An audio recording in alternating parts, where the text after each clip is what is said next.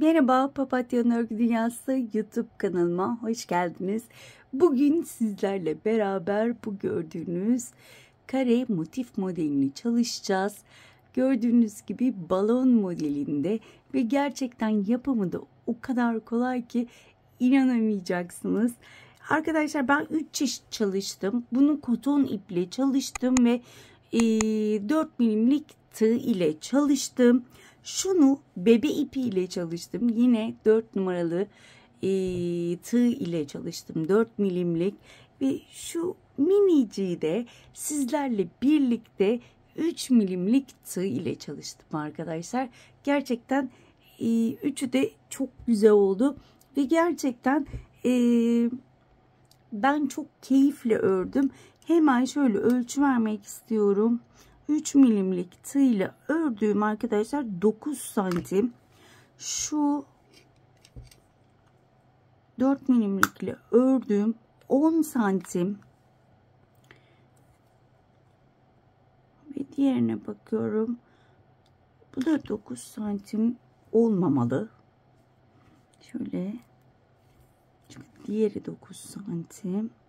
9,5 santim arkadaşlar bu. Bunu tekrar şöyle, pardon, bu 8,5 santimmiş. Yanlış ölçmüşüm. 8,5 santim tığ farkı oluyor arkadaşlar. Aynı iplerle ördüm ama sadece 1 numara tığla şöyle gördüğünüz gibi yarım ya da 1 santim fark ediyor. Diğeri de dediğim gibi koton iple ördüm ve diyeceksiniz ki biz bunu nerede kullanabiliriz? Çok güzel bebek battaniyeleri yapabilirsiniz arkadaşlar. Ve özellikle şöyle çocuklara ceket, yelek yaptığımızda çok güzel bunlarla şöyle cepler yapabiliriz. Aklıma gelmeyen şu anda bir sürü şeyde kullanabiliriz. Ben gerçekten çok beğendim. Hemen şöyle size çıktısını da almıştım ve hemen göstermek istiyorum. Arkadaşlar bunu şu şekilde çalışmadım. Şöyle yan şekilde çalıştım. Neden? Bu şekilde çalıştığımda çok ip artığı kalacaktı. Ve şöyle gördüğünüzde 1, 2, 3, 4, 5, 6 tane ipi saklaya saklaya yapmak zorunda kalacaktım. Ve birazcık zor olacaktı. O yüzden ben şöyle çevirdim. Ve şöyle yakından da göstermek istiyorum. Bunu hemen ekran kaydı alıyoruz. Şu şekilde sayılarımı verdim. Şu şekilde şuralardan 2'şer sıra arttırdım. Dediğim gibi buradan 4 sıra buraya yazdım zaten. Buradaki numaralarda gördüğünüz gibi ne kadar kutucuk var, hangi renkten onları yazdım. Eğer aldıysanız ekran kaydınızı tamamdır arkadaşlar. Dediğim gibi istediğiniz tür tığlarla örebilirsiniz. Ben tek tek saydım zaten. Umarım beğenirsiniz. Evet arkadaşlar, hemen bu güzel modelin yapımına geçiyorum. Evet arkadaşlar, öncelikle zincirle başlıyorum. Toplamda şöyle bir düğüm attım ipimi ve 20 tane zincir çekeceğim. 1, 2, 3, 4, 5, bu şekilde 20 tane zincir çekip hemen dönüyorum. Evet, 20 tane zincirimi çektim ve hemen dibindeki değil, bir sonraki daha doğrusu zincire şöyle batıyorum ve sık iğneler yapmaya başlıyorum. Sıra sonuna kadar tek tek zincirlere batarak sık iğne yapıyorum arkadaşlar. Toplamda 19 tane sık iğnem olması gerekiyor. Sıra sonuna kadar bu şekilde devam edelim. Sıranın sonuna gelmek üzereyim. 19. sık iğnemi yapıyorum. Bir zincir çektim. Zincir sırasını saymazsak sık iğne sırasında ikinci sıraya geçmiş oldum. Hemen dibine battım. Ve ikinci sırada da aynı şekilde sık iğne tepelerine batarak sık iğne yapıyorum arkadaşlar. Bu şekilde 4 sıra öreceğim. Şu an 2. sıradayız.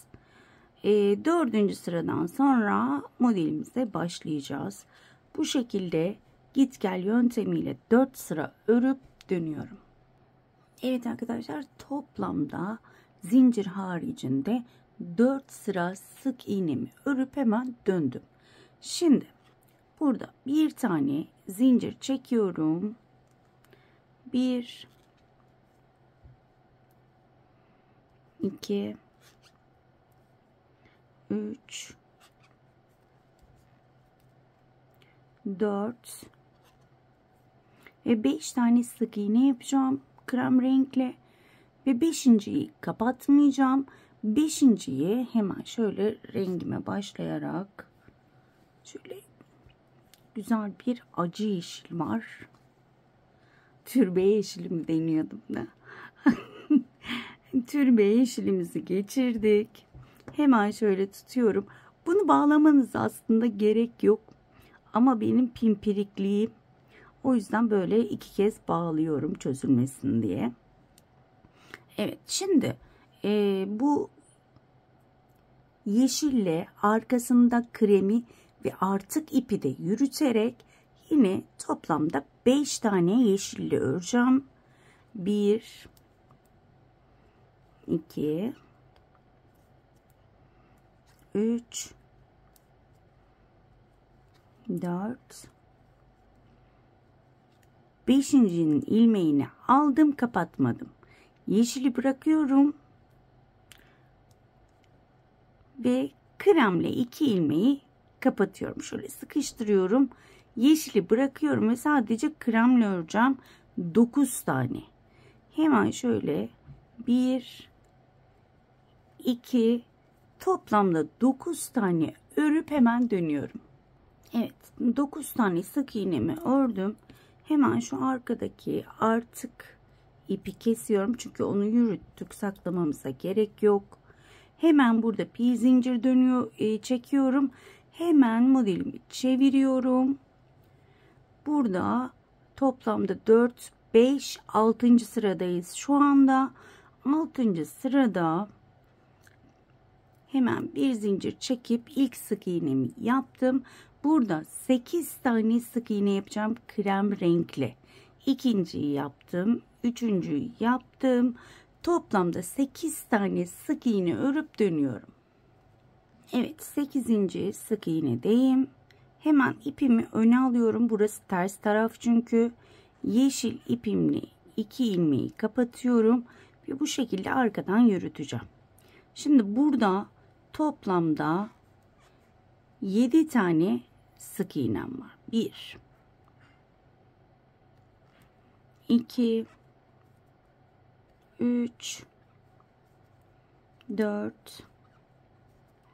5 6 ve 7. de ilmekleri kremle kapatıyorum. Ve 4 tane kremle öreceğim. 1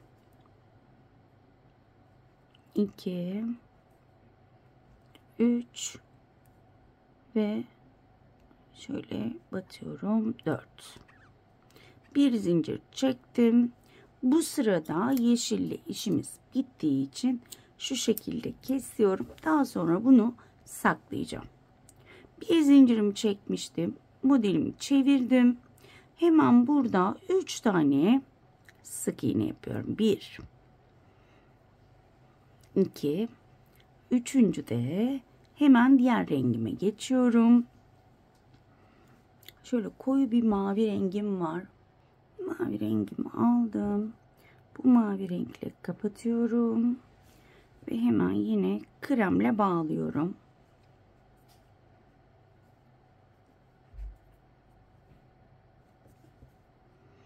Burada mavi ile tabii ki aradaki artık ipleri de yürüteceğim ve krem ipimi de yürüteceğim.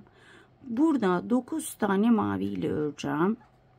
1 2 3 9 tane ile örüp hemen 9 tane örüp dönüyorum hemen. 9. sık iğnedeyim. Hemen ipimi değiştiriyorum. Mavi ipimi burada bırakıyorum ve kremle devam edeceğim. Şunu da şurada yürüttüğümüz yeter. Şunu da kesmek istiyorum. Bunu alttan yürütmüştük zaten. Hemen kremle kapattım. İpimi sıkıştırdım. Ve burada 7 tane sık iğne yapıyorum. Toplamda 7 tane kremle sık iğne yapıp dönüyorum. Kremle 7 tane sık iğnemi yaptım. Bir zincir çekiyorum. Modeli çevirdim. Dönüşte 6 tane sık iğne yapıyorum. 2 3 4 5 6. da ipimi öne alıyorum. Mavi ipimle kapatıyorum ve burada mavi ile toplamda 11 tane sık iğne yapıyorum. 1 2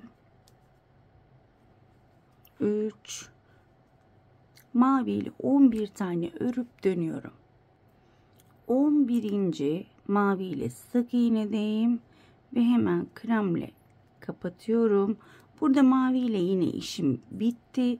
2 tane kremle sık iğne yapıyorum. 2 tane. Bir zincir çektim ve mavi ipimi şöyle uzunca kestim. 2 sıra ördük çünkü, o yüzden onunla işimi bitirmiş oldum. Hemen şöyle sıkıştırıyorum ve bir zincirimi çektim, modeli çeviriyorum. Balonumuzun yarısı oluşmuş gibi. Evet, şimdi burada bir tane sık iğne, 2 tane sık iğne yapıyorum. İkinciyi bu sırada ne yapalım? Pembeyle yapalım. Pembenin ucunu bulabilirsem buldum. Hemen şöyle pembeyi ilmeklerin arasından geçirdim ve bağlıyorum.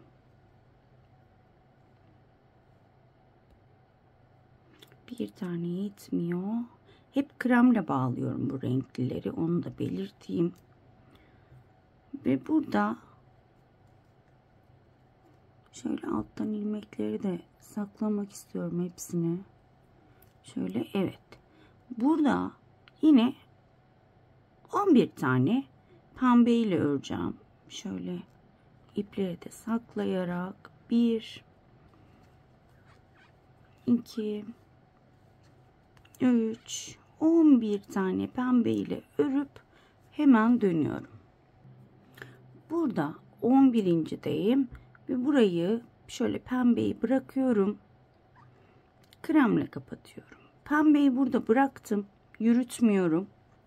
Hemen önümdekine battım. Kremle ilmek aldım. Bu ilmeği hemen şöyle tarçın renginde bir ipim var. Kahverengi bulamadım. Tarçın rengimle kapatıyorum. Bu tarçın rengini de hemen kremle şöyle bir kere bağlayalım, yeterli. Bu tarçın renginde yine şöyle arada ilmeklerimizi yürütelim. Pembe harici pembeyi bırakıyorum. Diğerlerini yine arkada yürütüyorum. 3 tane tarçınla yapıyorum. 1 2 Üçüncü de tarçını bırakıyorum. Kreme geçiyorum. Kremle 2 tane. 1 ve 2. Şimdi buradaki iplerimi kesebilirim. Bunları yürüttük çünkü. Şunu da arada yürüteceğim. Zaten gördüğünüz gibi ip kalıntısı kalmıyor. Hemen burada bir zincir çekeceğim. Modeli çeviriyorum. 1 kremle, ikinci de tarçına geçiyorum. Bakın, öne aldım kremi. Tarçınla ilmekleri kapattım. Kremi yine yürütüyorum. 3 tane tarçınla örüyorum. 1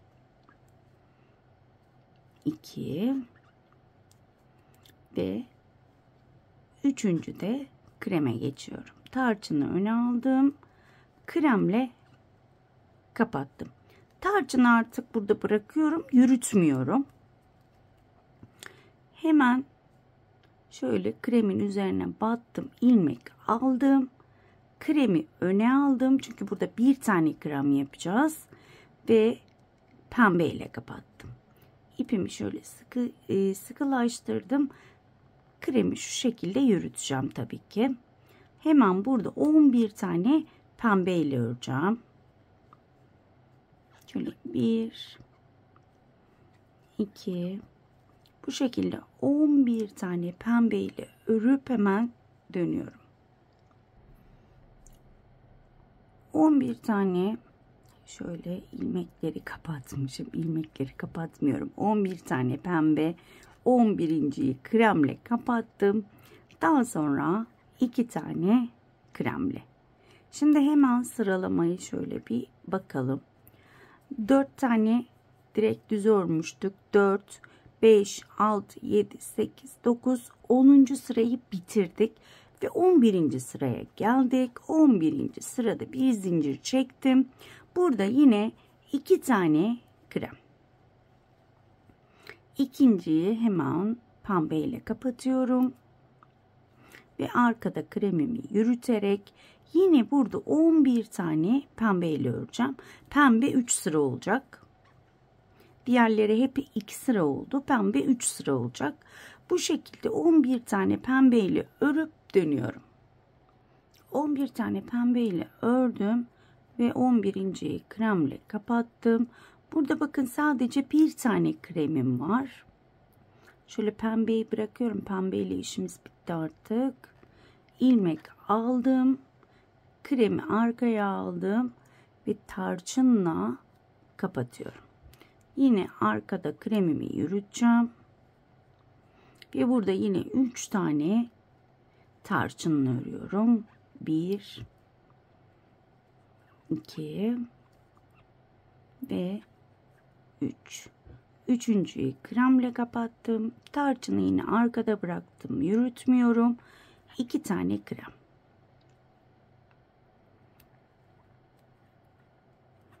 Evet. Şimdi tarçını birazcık uzun keseceğim. Çünkü önünde iplerini bununla iğne ile yapacağımız için şöyle uzunca bir kestim.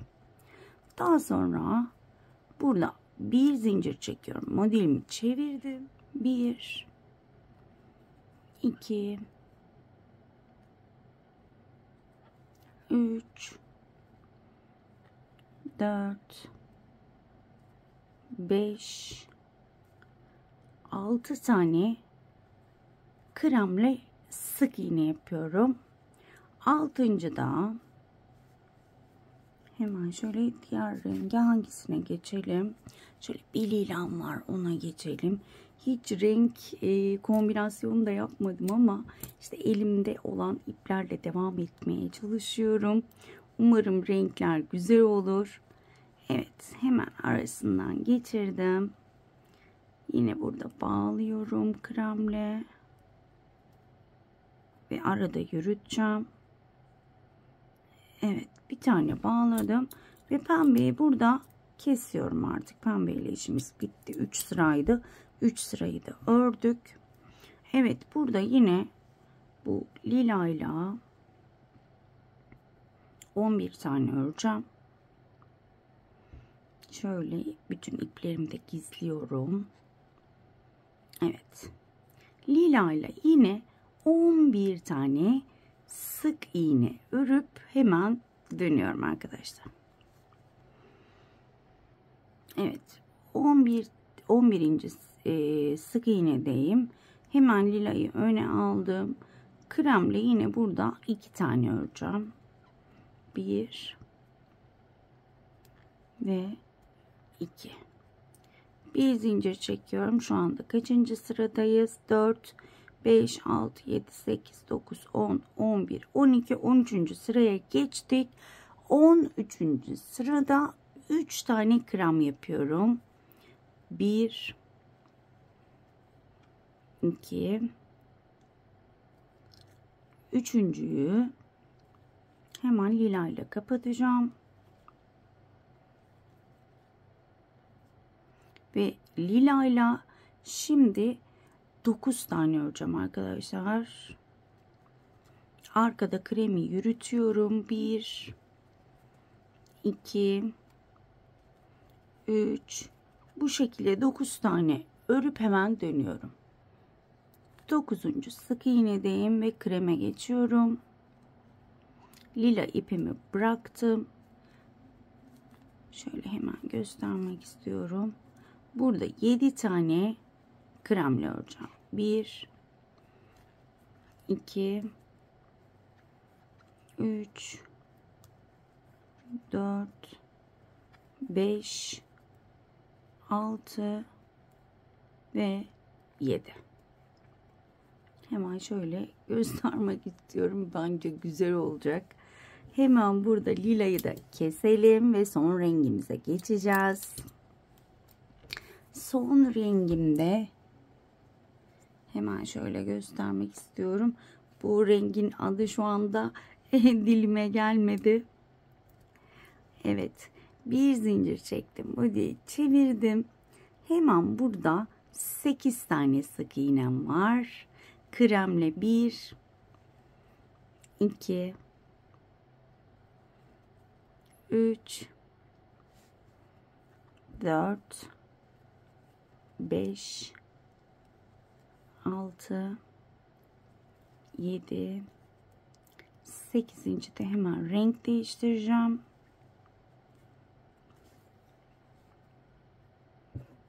Rengimi aldım. Yine her zamanki gibi. Şöyle krem ipim nerede? Bir tane düğüm atacağım ve saklayarak devam edeceğim. Burada bu rengimle 7 tane öreceğim arkadaşlar. Şöyle iplerimi sıkıştırıyorum ve arada yürütüyorum. Toplamda 7 tane sık iğne yapıp hemen dönüyorum. 7. sık iğnede hemen renkli ipimi öne aldım. Kremle kapatacağım. Ve burada kremle 4 tane. 1 2 3 ve 4. Bir zincir çektim. 5 tane sık iğne. 1 2 3 4 5.'yi renkli ipimle kapatıyorum. Renkli ipimle 5 tane. Arkada kremi yürütüyorum. 1 2 3 4 ve son olarak 5. Kremle kapatıyorum. Ve burada toplamda krem rengimle diğer rengimi hemen şöyle bırakıyorum. Bununla da işimiz bitti. 9 tane sık iğne yapıyorum kremle. 9 tane sık iğnemi yapıp hemen dönüyorum. Evet, 9 tane sık iğnemi yaptım, bitirdim. Bir zincir çekiyorum ve hemen en son rengimi kesiyorum. Renklerimle işim bitti. Ve başlangıçta hemen şöyle göstermek istiyorum. Balonumuz oldu. Ve hemen şuranın adı ne bilmiyorum. Onu da yapmış olduk. Burada başlangıçta 4 tane sık iğne yapmıştık. Ve şu anda yine 4 sıra krem renkli sık iğne yapıp hemen dönüyorum. Evet arkadaşlar, 4 sıra sık iğnemi ördüm. Şimdi etrafını çerçeveleyeceğiz. Eğer bunu böyle birleştirerek yapacaksanız önceden hemen şu iplerini yapın. O şekilde hiç etrafını çerçevelemeden bu şekilde kaydırma yöntemiyle birleştirebilirsiniz. Ya da şöyle bir zincir çektim. Hemen bakın şu alttaki sık iğneye batıyorum. Sık iğne yapıyorum. Sık iğne batacağım yerler zaten belli. Bakın. Sık iğne yaptım. Sık iğnelerin yerleri şu şekilde belli. Diğer uca gelene kadar bu şekilde çerçeveliyorum. Eğer benim gibi bu şekilde çerçeve yapacaksanız örerken birleştirme yöntemim var benim. Diğer videolara göz atabilirsiniz. Bu şekilde hem örüp hem de birleştirebilirsiniz. Ben diğer uca gelene kadar devam edip hemen dönüyorum. Bakın tam köşeye geldim. İpimi de şöyle arada yürüteceğim. Son ipimi hemen son sık iğne tepesine batıyorum. Bir sık iğne yaptım. Burada bir zincir çekiyorum. Aynı sık iğneye batıp bir sık iğne yapıyorum. Yani buraya bir köşe yapmış oldum. Daha sonra yine sık iğne tepelerine batarak birer tane sık iğne yapıyorum. Köşelerde bir sık iğne, bir zincir, bir sık iğne, aynı sık iğne tepesine yaparak devam ediyoruz. Şöyle göstermek istiyorum. Bu şekilde çerçeveleyip hemen dönüyorum. Evet arkadaşlar, ben kenar bölümlerini bitirdim. Hemen şöyle arkasını göstermek istiyorum. İplerimi sakladım. Zaten örerek saklamıştık. Kalanları da hemen yürüte sakladım. Ve daha önce burada uzun bıraktığımız ipime iğnemi geçirdim. Ve hemen son rötuşlarımızı yapıyoruz. Evet. Bakın şöyle hemen neredeyiz? Bakın. Şöyle ilk sıranın şöyle dibine batacağım. Bunu kendinize göre de ayarlayabilirsiniz. Şöyle balonun iplerini yapacağız bir nevi. Hemen şöyle şuraya batırmak istiyorum. İlk ipini yapmış olduk. Şöyle arkasını çevirdiğimde tekrar aynı yere değil, hemen onun yanındaki yani ikinci sıraya batıyorum. Ve hemen şöyle bakıyorum, burası uygun mudur? Evet, bakın birinci değil ikinci sık iğnenin tam ortasına battım. İkinci ipimi de yapmış oldum. Arkasını çevirdim ve üçüncü yere batıyorum. Bakın şöyle şuraya battım ve burada hemen birinci değil ikinci, yani şöyle aynı hizada olmalarına dikkat ediyorum ve üçüncü ipimi de bu şekilde dikmiş oldum. Bence güzel oldu. Şöyle göstermek istiyorum. Güzel, gerçekten güzel.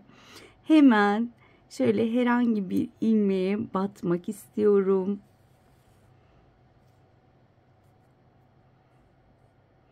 Eğer arkalı önlü kullanacaksanız burayı daha düzgün yapabilirsiniz.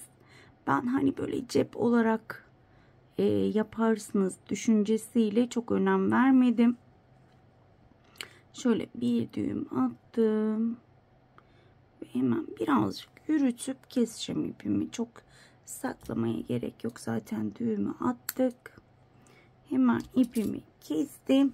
Şu güzelliği size göstermek istiyorum. Yani bununla çok güzel bebek battaniyeleri olur. Kalın iplerle yaptığınızda daha da kalın iplerle çok güzel olacaktır. Ben hani şöyle ilk gördüğümde ilk aklıma gelen, hani bebek yeleklerinde cep yapabilirsiniz ya da kocaman bir battaniyenin hemen köşesine koyabilirsiniz.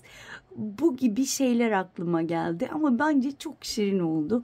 Hemen diğerlerini de şöyle getirmek istiyorum. Hepsi birbirinden güzel oldu. Şunu da koton iple yapmıştım.